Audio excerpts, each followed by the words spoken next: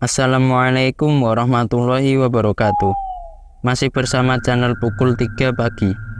Kali ini kita akan menceritakan sebuah kisah mistis yang berjudul Terperangkap di Alam Gaib Gunung Merbabu, yang ditulis oleh Vidi Muhammad.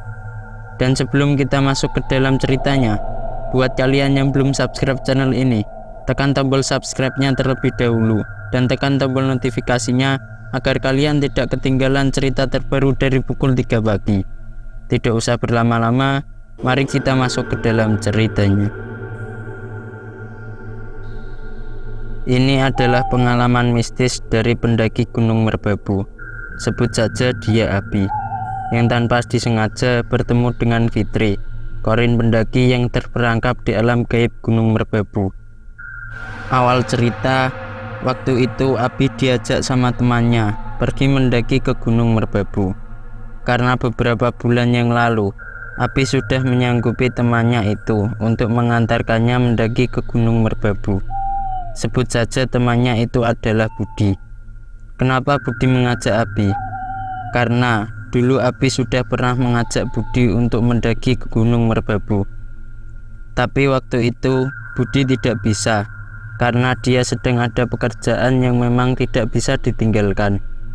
Dan waktu itu dia pernah bilang kalau nanti dia ada waktu senggang, dia mau minta Abi untuk mengantarkannya ke Gunung Merbabu. Dan Abi janji akan mengantarkannya kapanpun dia bisa. Nah, berhubung waktu itu Budi ada waktu senggang, makanya dia mengajak Abi untuk mengantarkannya ke Gunung Merbabu. Tanpa keberatan, Abi bersedia mengantarkan Budi.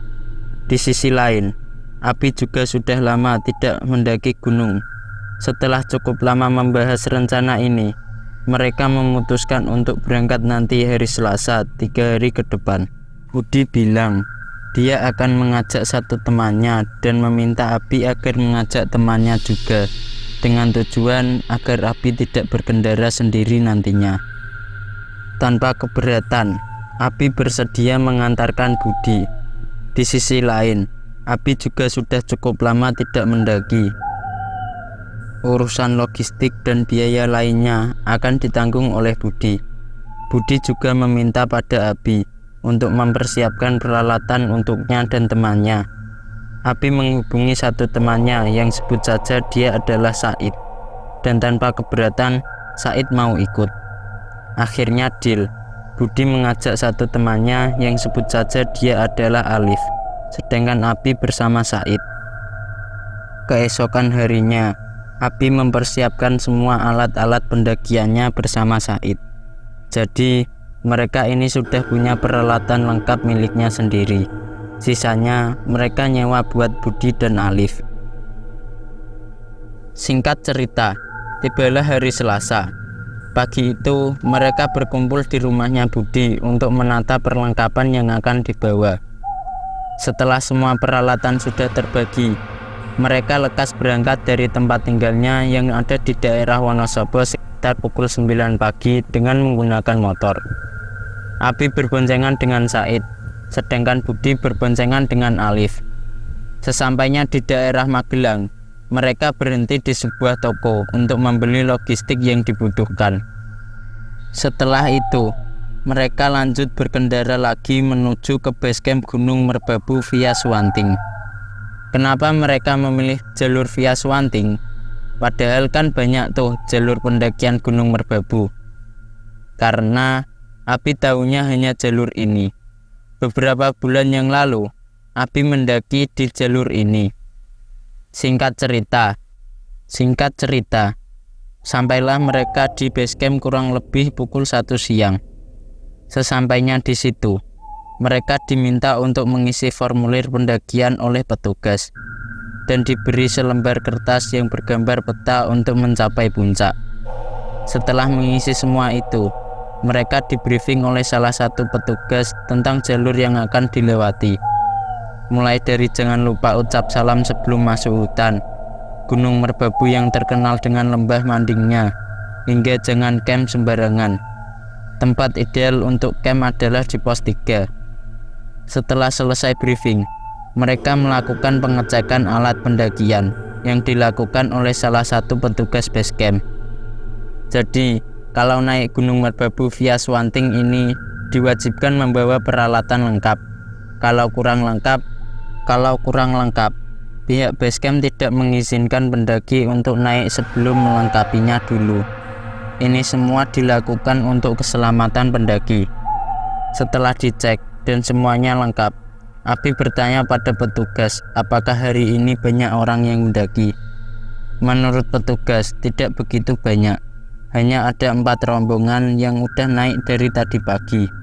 Setelah cukup bertanya-tanya, mereka bergerak menuju ke pintu hutan.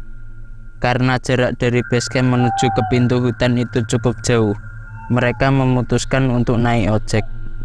Hitung-hitung buat hemat tenaga. Lagi pula biaya ojeknya tidak begitu mahal, hanya Rp10.000. Sesampainya di pintu hutan, mereka berempat berdiri melingkar untuk berdoa agar diberi keselamatan hingga kembali turun nanti. Setelah selesai berdoa, mereka mulai bergerak memasuki hutan dan tidak lupa mengucap salam sesuai arahan dari petugas yang membriefing tadi. Pelan-pelan mereka berjalan, dengan posisi Abi paling depan dan Said di paling belakang. Setelah menempuh kurang lebih 30 menit perjalanan, sampailah mereka di pos 1. Di sini mereka berhenti sebentar untuk istirahat. Ketika sedang istirahat, Budi bertanya kepada Abi, kira-kira perjalanan ini membutuhkan waktu berapa jam? Kalau menurut Abi, dulu pas kesini kira-kira membutuhkan waktu 7-8 jam. Setelah dirasa cukup istirahat, mereka kembali melanjutkan perjalanan. Jalur pendakian Gunung Merbabu via Swanting ini bisa dibilang masih cukup asri. Hingga beberapa kali mereka menebas rumput yang menghalangi jalur pendakian. Seringkali mereka berhenti di beberapa titik untuk istirahat, seperti di Lembah Gosong, Lembah Cemoro, dan Lembah Ngerijan. Setelah menempuh kurang lebih 2 jam perjalanan, sampailah mereka di pos 2 pada pukul 4:30 sore. Di sini mereka putuskan untuk istirahat dan mengisi perut sekalian menunggu malam. Peralatan masak mereka keluarkan dan beberapa makanan untuk dimasak. Terlihat jalur pendakian Gunung Merbabu via Swanting ini cukup sepi. Tidak ada pendaki lain yang naik sama sekali. Wajar sih, karena mungkin pada tahun 2017 jalur ini masih terbilang baru. Apalagi menurut petugas base camp, tadinya hanya ada 4 rombongan yang naik hari ini. Sambil menunggu masakan yang belum matang, mereka ngopi-ngopi dan menghabiskan beberapa batang rokok. Singkat cerita, masakan pun sudah matang. Ketika sedang asik makan, tiba-tiba ada 1 orang pendaki cewek yang sedang berjalan naik. Melihat 1 pendaki cewek itu, spontan mereka semua terdiam karena cewek ini terus berjalan melewati pos 2 sambil menunduk dan tanpa menyapa Abi dan rombongannya. Dia memakai kemeja kotak-kotak, mengenakan topi bulat, membawa tas semi carrier dan tanpa menggunakan penerangan. Untuk wajahnya kurang jelas karena dia berjalan sambil nunduk. Itu pun wajahnya tertutupi oleh rambut dan terlihat cukup menyeramkan. Oleh karena itu, mereka semua hanya diam dan tidak ada yang berani menyapanya. Di sisi lain, hari itu juga sudah menjelang maghrib dan kondisinya cukup gelap. Setelah cewek itu berjalan meninggalkan pos 2, Budi membuka omongan. Tadi siapa ya? Kok berani mendaki sendirian? Nggak tahu, Bud. Orang daerah sini mungkin, jawab Abi yang sudah berpikiran aneh-aneh. Seketika itu, suasana jadi mencekam. Karena kalau dipikir secara logika, nggak mungkin banget ada cewek yang berani naik sendiri, mengingat di jalur ini masih cukup rimbun. Bahkan Abi sendiri yang cowok pun tidak berani kalau harus mendaki sendirian. Mungkin ini alasannya penjaga base camp tadi bilang kalau jangan camp di sembarang tempat. Abi mengajak mereka semua untuk mempercepat makannya dan segera melanjutkan perjalanan. Jadi Niat mereka yang tadinya akan lanjut berjalan setelah maghrib itu batal, mengingat perkataan petugas basecamp tadi. Setelah selesai makan, mereka pun berkemas dan lanjut berjalan lagi. 4 buah senter sudah siap di tangan mereka masing-masing. Sambil berjalan, mereka membahas pendaki cewek yang tadi lewat. Tapi semakin lama dibahas, keadaan malah semakin mencekam. Hingga akhirnya mereka memutuskan untuk tidak membahas soal itu lagi dan melupakannya. Anggap saja itu seorang pendaki yang sedang solo hiking. Setelah cukup lama berjalan melewati hutan, sampailah mereka di pos mata air. Di pos mata air ini, areanya sudah mulai terbuka. Sesampainya di situ, Abi bilang ke yang lain kalau di sebelah kanan ini view-nya adalah Gunung Merapi. Berhubung sekarang malam, jadi tidak terlihat. Nah, ketika sedang sibuk membahas soal view Gunung Merapi, dari depan Abi melihat ada satu orang pendaki yang sedang duduk sendirian. Mereka langsung menghampiri satu pendaki itu. Setelah dilihat-lihat, kok kayaknya Abi nggak asing dengan pendaki ini.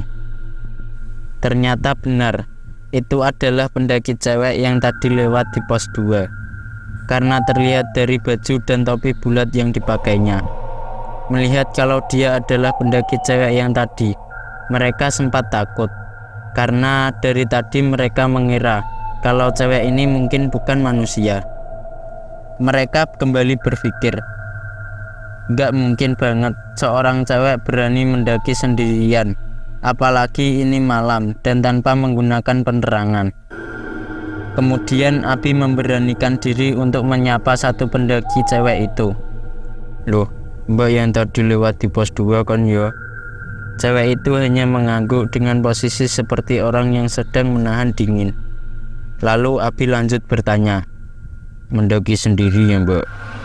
Cewek itu kemudian menjawab, enggak mas, saya sama kakak sepupu dan 2 teman lain. Terus mereka di mana? Kok mbak ditinggal sendiri? Tanya Abi. Lagi camp di atas mas, jawab cewek itu dengan singkat. Mendengar jawaban dari cewek itu, mereka merasa lega, karena setidaknya cewek ini bukan setan atau apa seperti yang mereka pikirkan. Lalu Abi menawari cewek itu untuk gabung bersama grupnya. Tapi cewek itu tidak menerima ataupun menolak tawaran dari Abi. Tubuhnya menggigil kedinginan. Muka dan bibirnya terlihat sangat pucat. Melihat keadaan cewek itu yang sedang kedinginan, mereka pun bingung. Takutnya cewek ini hipotermia atau gimana. Lalu Budi berinisiatif untuk memberi pertolongan pada cewek ini. Budi meminta pada yang lain untuk mendirikan tenda yang dibawanya dengan tujuan agar cewek ini bisa lebih hangat. Dengan cekatan, Abi langsung mengeluarkan tenda yang ada di tasnya untuk didirikan. Setelah itu, mereka menggandeng cewek itu masuk ke dalam tenda. Ketika menggandeng cewek itu masuk ke dalam tenda, tubuh si cewek itu terasa sangat dingin. Seperti dia sudah tidak kuat lagi melanjutkan perjalanan. Di dalam tenda, mereka menyelimuti cewek itu dengan sleeping bag. Setelah itu, mereka berinisiatif untuk membuatkan minuman hangat untuk cewek itu. Badan cewek itu terus menggigil kedinginan, walaupun sudah diselimuti di dalam tenda. Di sisi lain, mereka juga tidak bisa berbuat banyak, karena mereka ini bisa dibilang awam dengan yang namanya kesehatan. Minuman hangat sudah jadi. Lalu Abi mengantarkan minuman itu ke dalam tenda dan meminta cewek itu untuk meminumnya agar badannya bisa lebih hangat. Tapi jangankan diminum, dipegang saja tidak. Cewek itu terus menggigil kedinginan dan mukanya semakin terlihat pucat. Di sini mereka benar-benar bingung. Lalu Budi mempunyai inisiatif. Dia mengajak Abi untuk berjalan ke atas. Siapa tahu rombongan cewek ini sedang menunggunya di atas. Budi dan Abi kemudian berjalan naik dan meminta pada Said dan Alif untuk menjaga cewek ini sampai dia kembali. Mereka berdua berjalan sedikit cepat sambil ngomel. Kakak macam apa ini? Tega ninggalin adiknya berjalan sendirian. Tidak terasa mereka sampai di pos 3. Di situ terlihat ada satu rombongan yang sedang ngecamp. Mereka pun langsung menghampiri rombongan itu, karena mungkin itu adalah rombongan dari pendaki cewek tadi. Setelah dihampiri, Budi bertanya pada salah satu orang dari rombongan itu. Mas, ada yang ngajakin adiknya enggak? Tanya Budi dengan panik. Rombongan itu terlihat bingung karena tidak mengerti apa yang dimaksud Budi. Lalu Abi memberitahukan secara detail. Gini mas, tadi di bawah ada cewek yang katanya sedang mendaki sama kakak sepupunya. Dia sekarang sedang sakit di pos mata air. Rombongan yang ada di situ menjawab kalau mereka tidak mengenal cewek yang dimaksud Abi itu. Mereka hanya mendaki dengan 4 orang, itu pun cowok semua. Lalu salah satu dari rombongan itu bilang, mungkin rombongannya ada di atas, ngecamp di Sabana. Mengingat jarak dari pos 3 ke Sabana ini cukup menguras tenaga, Abi mengajak Budi untuk kembali turun aja ke pos mata air. Di sisi lain, Sabananya itu cukup luas dan ada 3, Sabana 1, Sabana 2, dan Sabana 3. Belum lagi kondisi mereka waktu itu juga sudah kecapean, karena perjalanan dari pos mata air ke pos 3 ini cukup menguras tenaga. Akhirnya okelah, mereka memutuskan untuk kembali turun aja ke pos mata air dan tidak lupa berpamitan dengan rombongan yang sedang camp itu. Sesampainya kembali di pos mata air, mereka bertanya keadaan cewek itu pada Said dan Alif. Gimana keadaannya? Masih menggigil? Udah mendingan Bi, dia udah tidur, jawab Said. Abi kemudian melihat ke dalam tenda, dan ternyata benar saja, pendaki cewek itu sudah tidur pulas dan badannya tidak menggigil seperti sebelumnya. Malam itu, mereka memutuskan untuk bermalam di pos mata air. Matras mereka beberkan di depan tenda untuk alas tidur. Jadi, malam itu mereka tidur tanpa tenda dan mengikhlaskan tendanya dipakai pendaki cewek itu. Keesokan harinya, mereka semua dibuat kaget karena pendaki cewek yang semalam tidur di dalam tenda itu tiba-tiba tidak ada. Hanya tersisa sleeping bag yang semalam dipakainya. Entah dia sudah lanjut jalan atau bagaimana. Mereka saling bertanya satu sama lain, tapi tidak ada yang tahu. Di sini, mereka merasakan ada yang aneh dengan pendaki cewek itu. Karena logikanya, kalaupun cewek itu sudah lanjut jalan ke atas, harusnya dia pamitan sama mereka yang waktu itu tidur di depan tenda. Entah itu mengucapkan terima kasih atau bagaimana sepantasnya. Karena memang cewek itu sudah tidak ada. Akhirnya, ya udah, mereka menganggap mungkin memang si cewek itu udah jalan ke atas dan sengaja tidak pamit. Di sisi lain, waktu itu mereka juga sedang lelap tidur. Mereka memutuskan untuk tidak membahas soal itu lagi. Dan pagi itu mereka membuat sarapan. Setelah itu mereka mengemasi tenda dan lanjut berjalan ke puncak. Di perjalanan menuju ke puncak, sesekali mereka membahas kejanggalan soal cewek itu tadi. Karena sebelumnya mereka sudah menganggap kalau mungkin cewek itu bukan manusia. Singkat cerita, sampailah mereka di pos 3. Di situ terlihat satu tenda dari rombongan yang ditemui Abi dan Budi semalam, yang mungkin penghuninya sudah samit. Tanpa berhenti di pos 3, mereka lanjut berjalan menuju ke puncak. Sesampainya di puncak Suwanting, terlihat ada beberapa tenda yang sudah berdiri, tapi tidak ada penghuninya. Mungkin penghuninya sudah berada di puncak. Di puncak Suwanting, mereka berhenti sebentar untuk menikmati keindahan alam Gunung Merbabu yang luar biasa keren. Rumput-rumput hijau yang terbentang luas memaksa mereka untuk mengambil beberapa gambar. Setelah puas di puncak Suwanting, perjalanan kembali dilanjutkan. Dan singkat cerita, Sampailah mereka di puncak triangulasi Gunung Merbabu. Di puncak terlihat cukup banyak pendaki lain, dan mereka sangat senang karena bisa melihat pemandangan lautan di atas awan. Mereka berfoto-foto sepuasnya. Setelah itu duduk di sebelah tugu puncak sambil membuat kopi. Ketika sedang membuat kopi, mereka dihampiri oleh rombongan yang ditemui Abi dan Budi di pos 3 semalam. Mereka bertanya tentang keadaan cewek yang sedang sakit itu.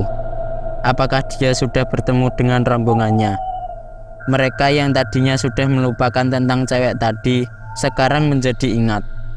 Lalu Budi berinisiatif untuk mencari cewek yang semalam itu di puncak.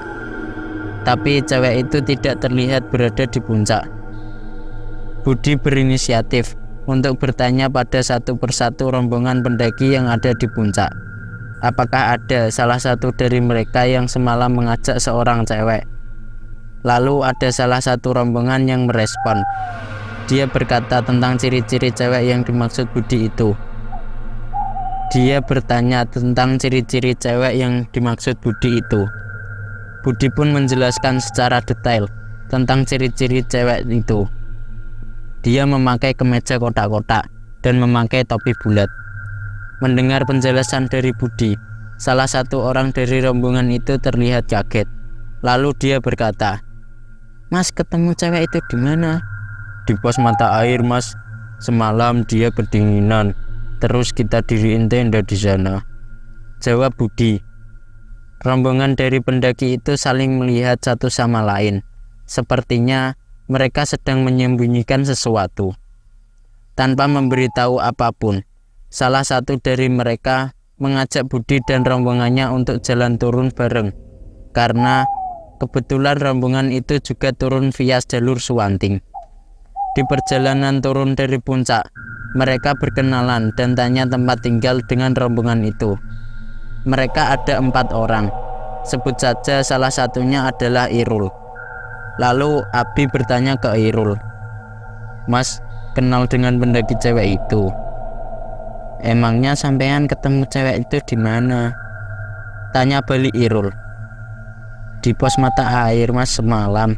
Kasihan banget dia kedinginan," jawab Abi. "Ya udah, kalau gitu ntar kita berhenti di situ dulu ya," ajak Irul. Singkat cerita, sampailah mereka di pos mata air. Di situ Irul bertanya pada Abi, tepatnya di mana dia bertemu dengan cewek itu. Abi pun menjelaskan kalau semalam cewek ini sedang duduk di sebelah pancuran air. Kemudian mereka menggandengnya masuk ke dalam tenda karena kedinginan. Lalu Irul menjelaskan pada Abi dan rombongannya kalau cewek itu adalah adik sepupunya Irul. Tapi dia sudah balik turun bersama teman lainnya karena tidak kuat. Mendengar penjelasan dari Irul, Abi dan lain merasa lega karena setidaknya tidak terjadi apa-apa dengan cewek itu. Kemudian mereka melanjutkan perjalanan turun hingga sampai kembali ke base camp. Di base camp, Abi bertanya kepada Irul, di mana adik sepupunya itu. Karena sesampainya di base camp, Abi tidak melihat keberadaan adik sepupunya Irul. Irul memberitahu sesuatu pada mereka, kalau sebenarnya adik sepupunya itu sedang dalam keadaan koma di rumah sakit sejak 2 tahun yang lalu. Tepatnya setelah melakukan pendakian ke Gunung Merbabu via jalur ini. Mendengar itu, mereka semua terkejut dan tidak percaya, karena tidak mungkin orang koma kok bisa melakukan pendakian. Melihat Abi yang sepertinya tidak percaya, Irul mengajak Abi dan rombongannya untuk mampir di rumah sakit, tempat adik sepupunya dirawat. Karena kebetulan jalan pulang mereka ini searah dengan rumah sakit tersebut yang berada di kota Magelang. Abi setuju, begitupun dengan yang lain. Karena di sisi lain mereka juga penasaran.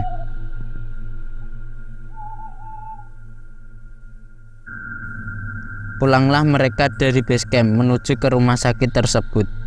Sesampainya di rumah sakit, Irul mengajak mereka untuk pergi ke sebuah kamar yang di situ ada satu orang cewek sedang terbaring di atas ranjang dan sedang dijaga oleh ibunya. Irul kemudian meminta pada Abi untuk melihat dengan jelas cewek yang sedang terbaring itu. Dan ternyata benar, itu adalah cewek yang ditemui Abi dan rombongannya di gunung semalam. Dia adalah Fitri. Sontak mereka terkejut dan Budi berucap, "Loh, ini kan benar-benar cewek yang semalam ketemu sama kita." Mendengar ucapan dari Budi, Ibu Fitri yang ada di situ langsung merespon. Dia tanya ke Budi, Mas ini ketemu sama Fitri di mana?" "Semalam gunung, Bu. Dia sedang kedinginan, terus kami tolongin. Tapi besoknya dia sudah tidak ada," jelas Budi. Mendengar penjelasan dari Budi, ibunya Fitri kaget. Dia berpikir kalau sakit yang dialami Fitri ini bukan karena medis, tapi karena hal gaib. Karena di sisi lain, ibunya Fitri ini sedikit banyak tahu tentang hal gaib. Dia mengucapkan terima kasih banyak kepada Budi dan rombongannya karena sudah mau menolong Fitri selama di gunung itu. Beliau juga bilang soal ini jangan dipikirkan lagi. Akhirnya oke lah, Abi dan teman-temannya pamit pulang pada Ibu Fitri, dan mereka juga turut mendoakan semoga Fitri cepat sembuh. Dia juga berpamitan dengan Irul, tapi sebelum pulang, mereka sempat bertukar nomor HP dengan tujuan untuk menyambung tali silaturahmi. Mereka pulang dengan penuh pertanyaan di dalam otak. Kalau sebenarnya Fitri ini sedang berada di rumah sakit, terus yang ketemu di gunung itu siapa?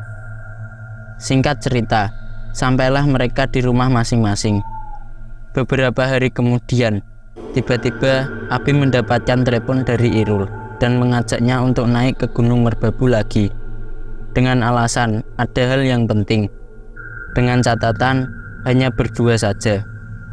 Abi pun setuju dengan ajakan Irul karena sebenarnya Abi masih penasaran dengan kejadian waktu itu.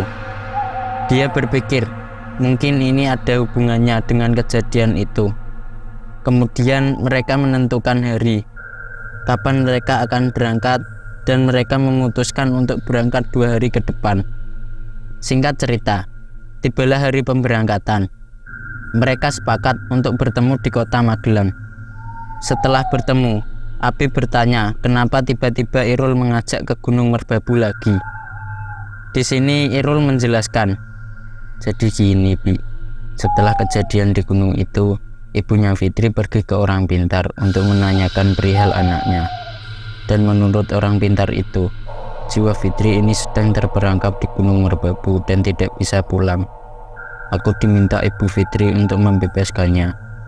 Alasan aku ngajakin kamu, soalnya kamu yang tahu tempat terakhir kamu melihat Fitri." Mendengar itu, Abi bertanya, "Waduh, gimana caranya? Aku nggak tahu apa-apa soal itu."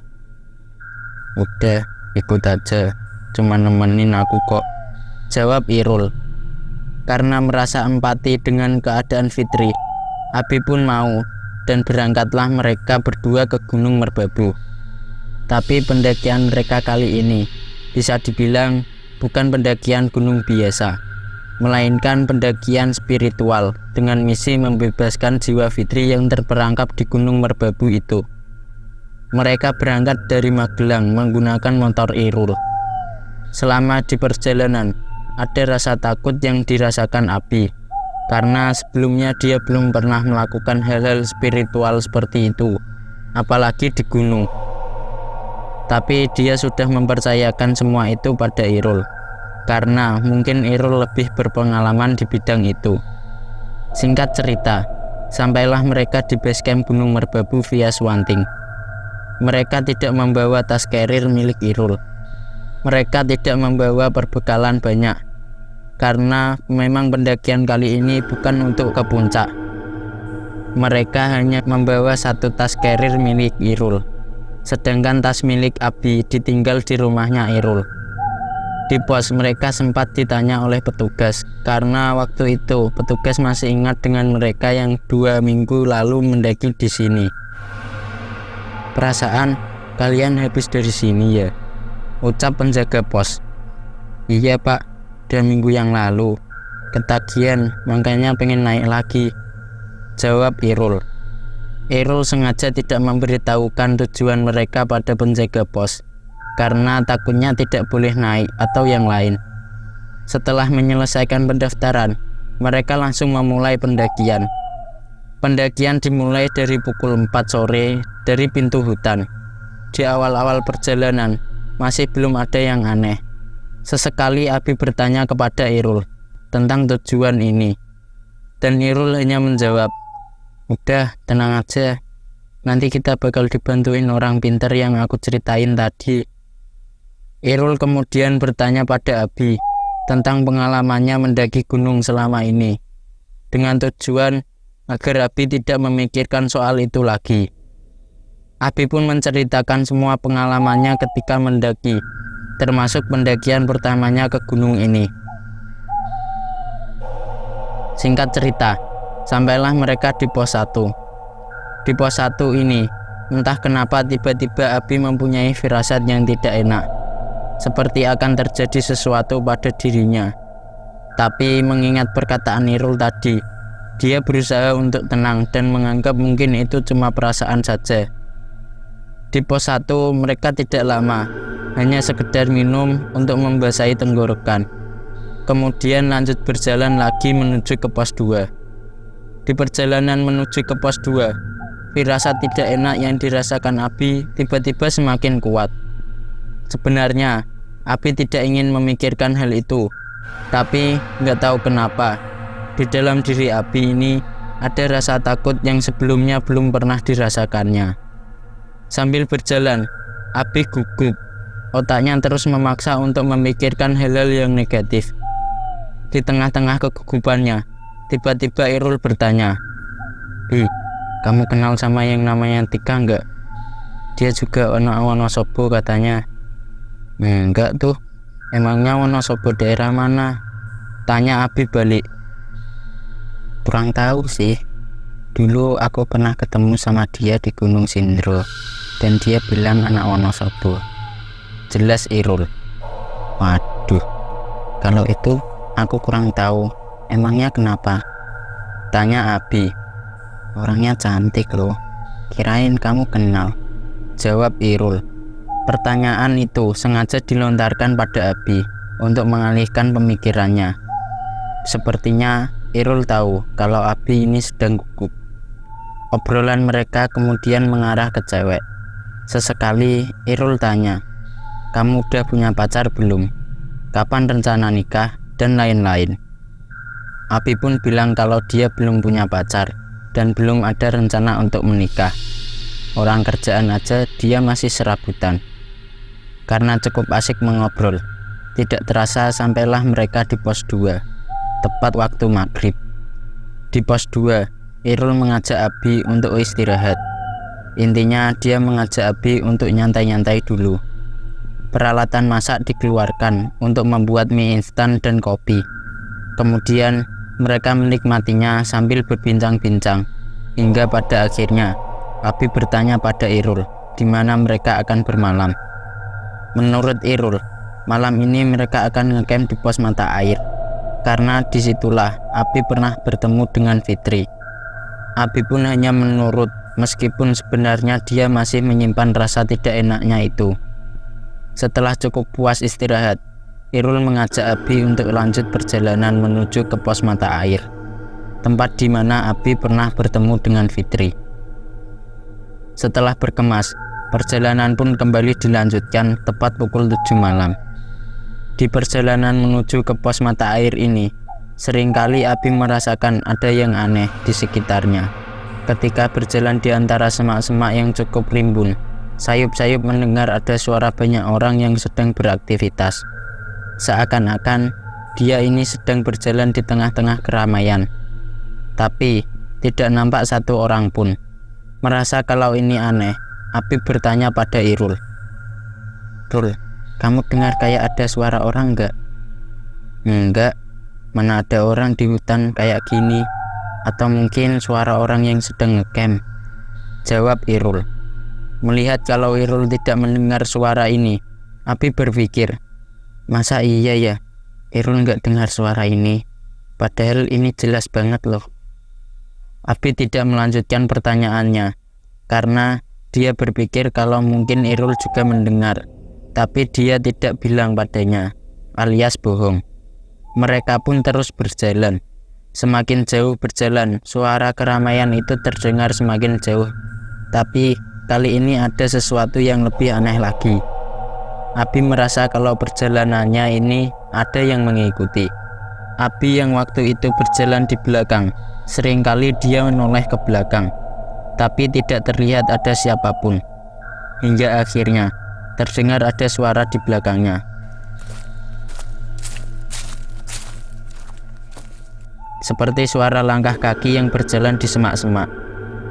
Mendengar itu, spontan Abi langsung menoleh ke belakang untuk memastikan suara itu, dan sekilas terlihat ada sekelebatan bayangan putih yang melintas di antara semak-semak. Abi menganggap ini wajar, mengingat pendakian mereka ini bukan pendakian biasa, melainkan pendakian spiritual. Karena takut, Abi meminta pada Irul untuk tukar posisi, dan Irul pun tidak keberatan.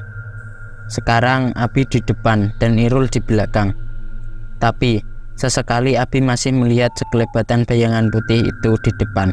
Nah, berhubung sudah terlanjur minta ganti posisi, mau tidak mau dia harus memberanikan diri untuk terus berjalan. Singkat cerita, sampailah mereka di pos mata air pada pukul 9 malam.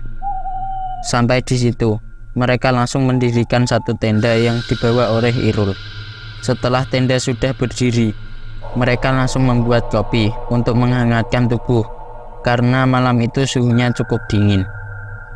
Ketika sedang sibuk merebus air, terlihat ada 2 orang pendaki yang akan naik. Mereka berhenti di pos mata air, di dekat Abi dan Irul, yang sedang sibuk dengan airnya yang belum mendidih. Pendaki itu menyapa Abi dan Irul. "Mau naik apa turun, Mas?" "Oh, kita udah mau turun, Mas, tapi sengaja camp dulu, nunggu besok," jawab Irul. "Di atas rame nggak, Mas, di pos 3? Tanya pendaki itu. Nah, di sini Irul bingung, karena sebenarnya tujuan mereka cuma di sini.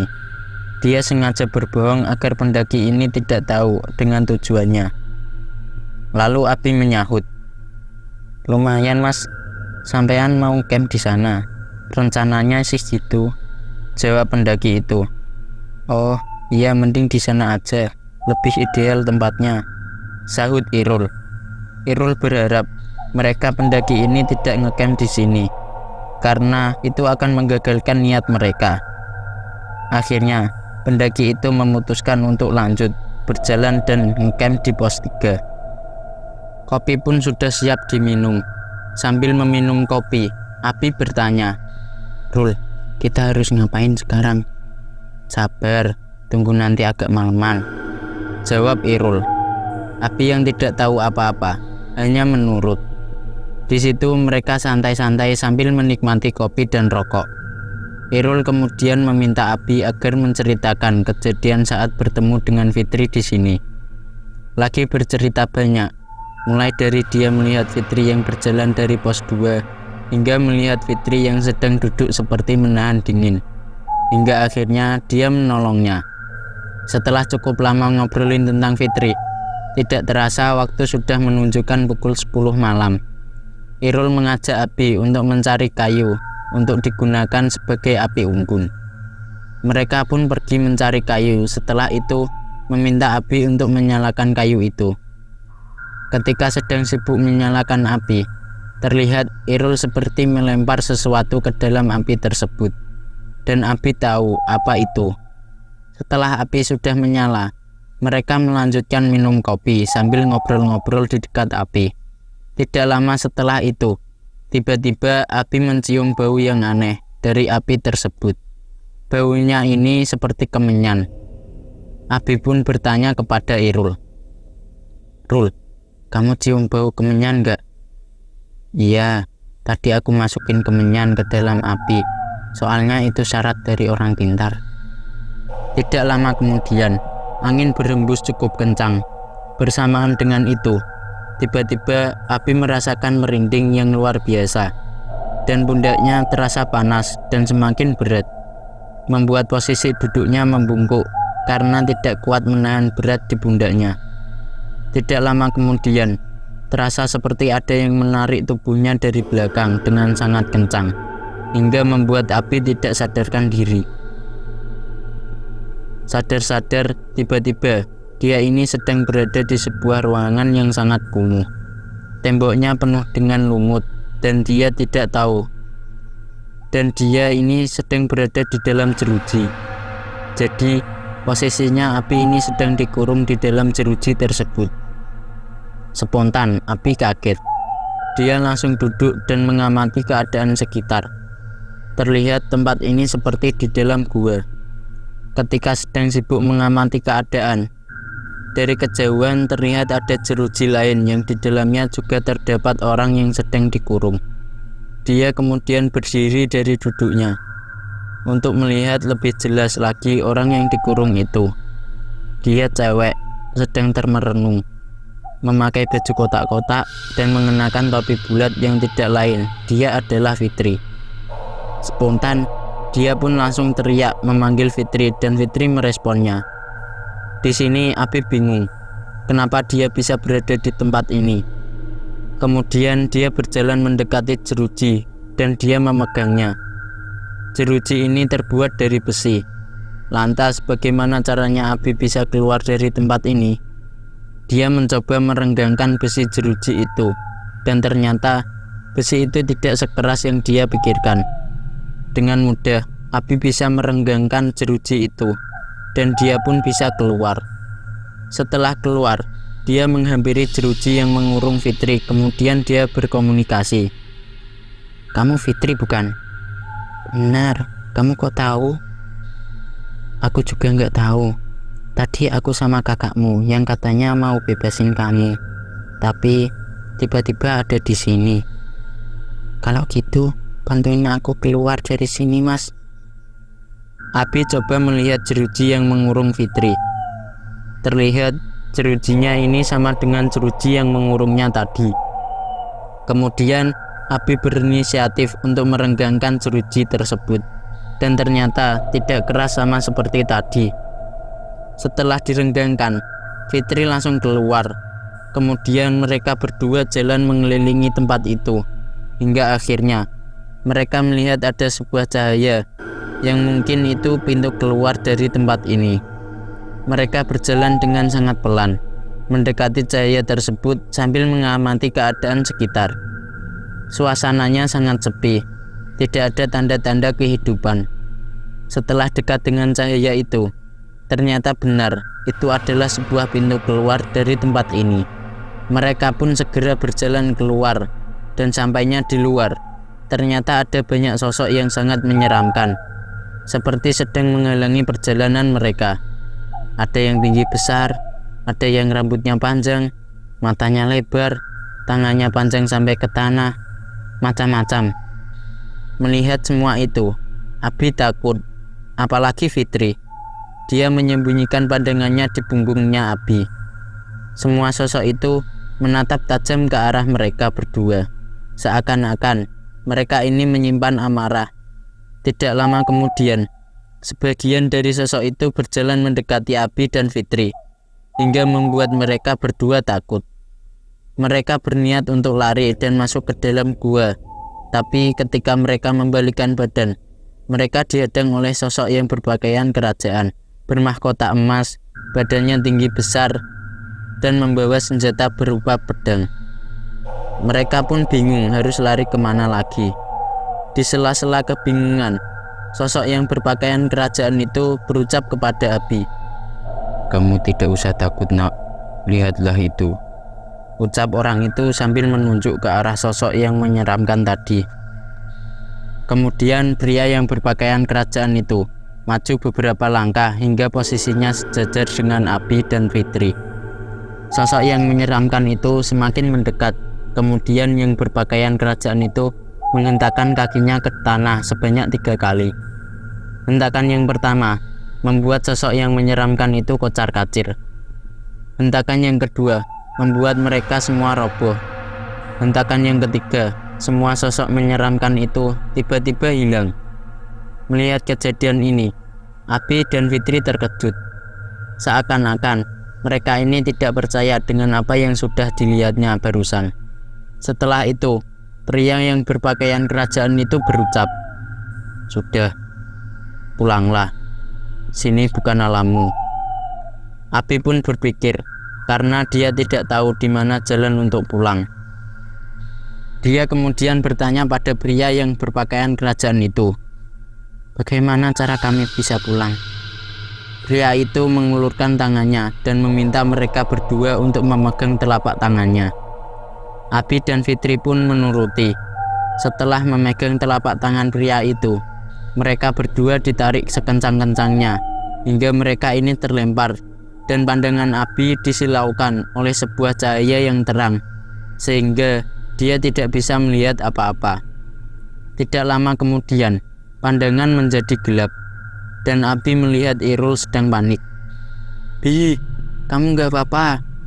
tanya Irul sedang panik. Abi kemudian duduk dari tidurnya dan minta tolong pada Irul untuk mengambilkan air putih. Setelah minum beberapa teguk air, Abi mencoba mengingat kejadian yang tadi dialaminya. Kemudian dia menceritakan semua itu kepada Irul. Kalau tadi dia sempat terkurung di dalam jeruji dan bertemu dengan Fitri. Irul kemudian menggandeng Abi masuk dalam tenda agar Abi bisa istirahat. Abi yang waktu itu merasakan sakit di seluruh tubuhnya, dia langsung tertidur pulas. Keesokan harinya, Abi sudah mendingan dan Irul mengajaknya untuk kembali turun karena katanya misinya sudah selesai.